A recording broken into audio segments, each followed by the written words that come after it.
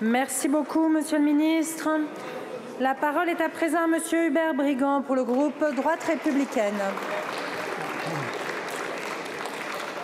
Ma question s'adresse à Madame la Ministre, non pas du déménagement du territoire, et accessoirement à Monsieur le Ministre de l'Antiruralité. Là, Monsieur le Premier ministre, vous n'avez pas fait de bonne pioche.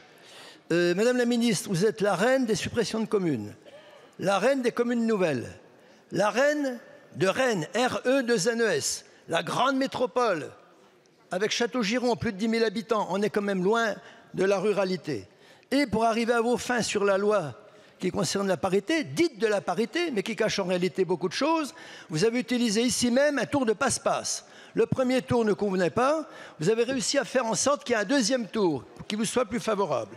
Voilà, cet acharnement, ça a déclenché finalement de la rage en milieu rural. Il y a un mécontentement général. Alors, Monsieur le ministre de l'Antiruralité, président des communes rurales, a cautionné cette action.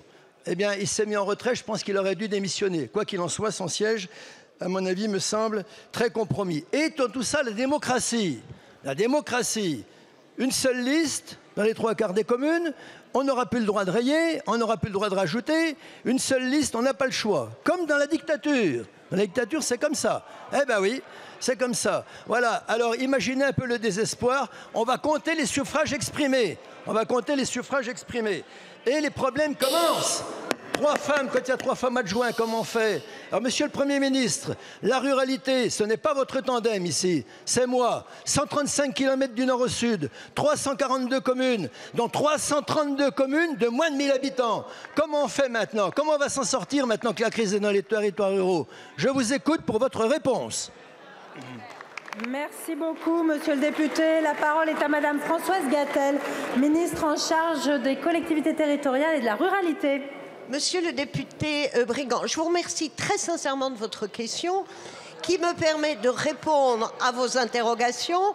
Juste pour vous dire que je suis née dans un village de 600 habitants et que j'ai depuis 1 an, je me suis déplacée dans 48 départements où à chaque fois nous avons parlé de cette proposition de loi qui est un projet, proposition de loi issue de l'Assemblée.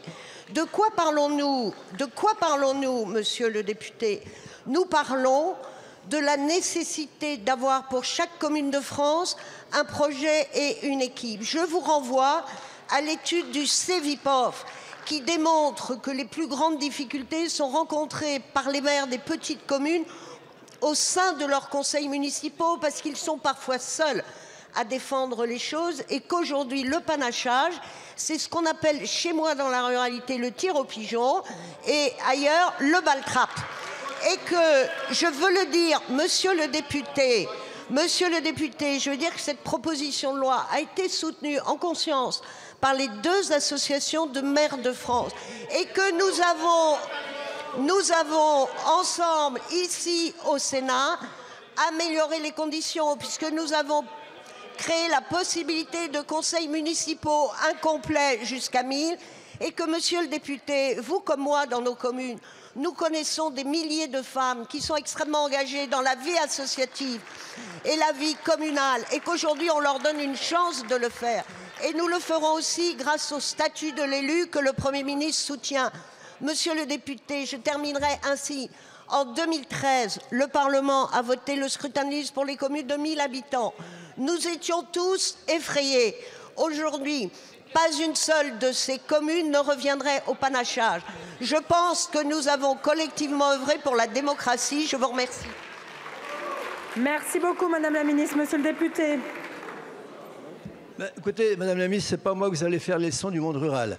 Non, je crois qu'on n'est pas dans le même monde. Hein. Vous vivez dans les ministères. Moi, je vis dans des communes de 40 habitants. 332 communes.